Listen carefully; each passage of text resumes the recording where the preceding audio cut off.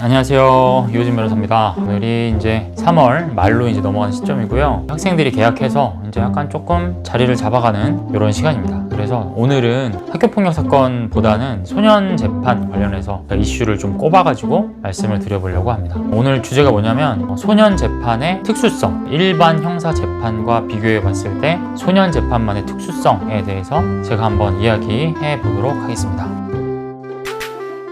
자, 첫 번째는 좀 형식에 관한 문제예요. 보통 일반 형사 재판을 보면 삼명관계라고 합니다. 그래서 판사가 있고 검사가 있고 그 다음에 피고인, 범죄를 저지른 사람, 이렇게 삼명관계예요. 그래서 당연히 판사는 처벌을 내리는 주체가 되고 검사는 어떻게 보면 피해자 역할을 하는 겁니다. 피해자를 대신해서 범죄를 저지른 자를 처벌하려고 하는 사람이고, 피고인은 말 그대로 재판에 붙여진 범죄를 저지른 강한 의심을 받고 있는 사람이죠. 이렇게 이제 삼명관계가 되고, 피고인 옆에 변호사 선임했으면 변호인도 같이 이렇게 있는 거고요. 그런데 소년 재판은 검사가 없어요. 그래서 이당사자 구조입니다. 그냥 재판부와 보호소년이라고 해요. 피고인이라고 하지 않고 소년 재판은 보호소년이라는 표현을 씁니다. 그 다음에 재판부가 통상의 형사소송은 합의부의 경우 3명입니다. 3명. 주심법관이 가운데 있고 좌배석, 우배석 이렇게 있는 구조죠. 근데 소년 재판은 판사님이 한 분입니다. 100% 한 분이에요. 단독 판사가 진행을 한다. 그리고 이제 또 중요한 것 중에 하나가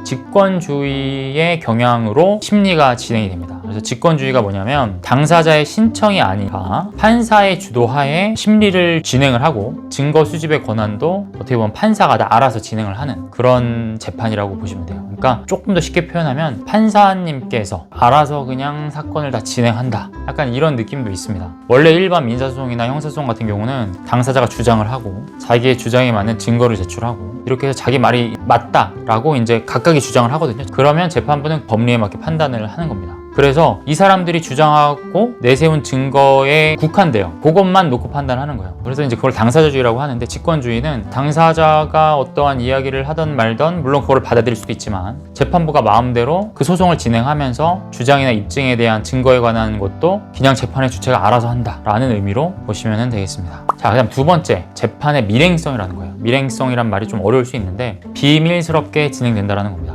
일반 형사 재판은 방청이 가능해요. 지나가다가 내가 재판 구경하고 싶다? 그러면 법원에 가셔가지고 그냥 들어가셔서 보시면 됩니다. 근데 이제 굉장히 좀 시국과 관련된 중요한 사건이나 이제 중대한 사건 같은 경우에는 출입 좀 제한하기도 하고 그런 경우도 있기는 한데, 일반적인 재판 같은 경우에는 다 방청이 됩니다. 하지만 소년 재판은 밀행성이라 그래서 방청이 안 됩니다. 그래서 아무도 볼 수가 없어요. 재판부와 보호소년 및 보호소년의 가족들만 들어가서 재판을 하게 됩니다. 그래서 굉장히 이렇게 비밀스럽게 진행되기 때문에 피해자임에도 불구하고, 피해자가 고소를 보통 했겠죠. 학교폭력 사건 같은 경우. 그래도 가해자가 언제 재판을 받고 어떤 처분이 결과적으로 나왔는지조차 피해자에게 알려주지 않아요. 이것도 재판의 밀행성 때문에 그렇습니다. 이 부분에 대해서는 굉장히 좀 비판의 이야기들이 많아요. 그래도 내가 이 사건의 피해자고 고소를 한 사람인데 가해자가 언제 재판을 받는지도 모르고 가해자가 어떤 처분을 법원으로부터 받았는지 알 수도 없기 때문에 굉장히 좀 답답하겠죠. 그래서 이런 부분에 있어서 굉장히 좀 비판의 목소리가 높아져서 제 생각에는 그래도 조만간에는 피해자 측에게도 재판의 어떤 절차나, 지금 사건 번호도 안 알려줘요. 사건 번호도 알려주고 그 결과도 어느 정도 통지해주지 않을까 하는 생각을 가지고 있습니다. 보호소년에게도 판결문이라는 게 나오진 않아요. 그냥 마지막 심리 기일날 판사님께서 너 몇 호 몇 호 처분이야 라고 이야기를 하고 나오면 그것과 관련된 유인물을 나눠주지, 무슨 판결문을 만들어가지고 즉석에서 준다든가 이런 것도 없어요. 그러니까 굉장히 좀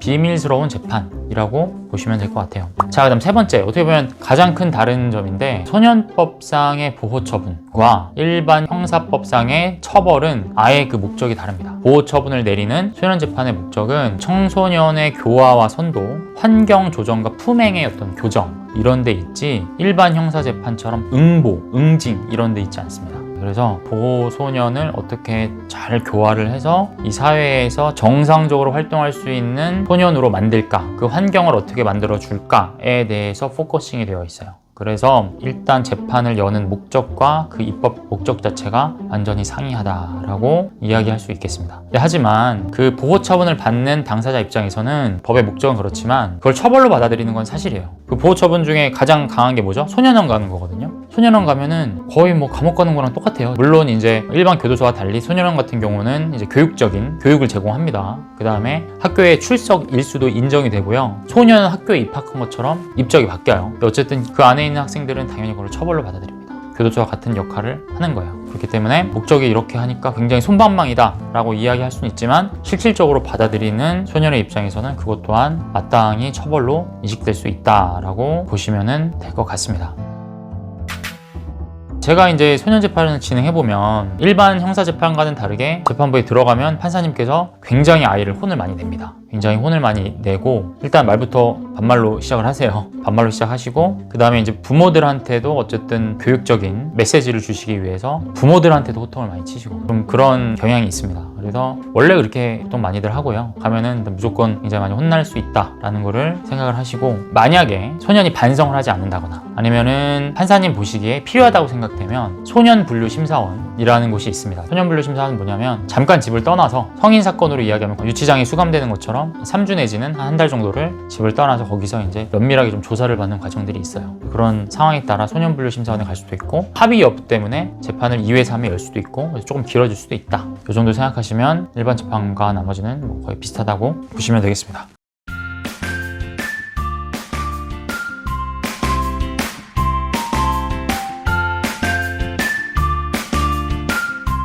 자, 오늘은 소년 재판의 특수성에 대해서 한번 제가 간략하게 말씀드려봤습니다. 궁금하신 사항이 있으시면 아래로 댓글 달아주시면 제가 또 최대한 빨리 답변 달아드리도록 하겠습니다. 감사합니다.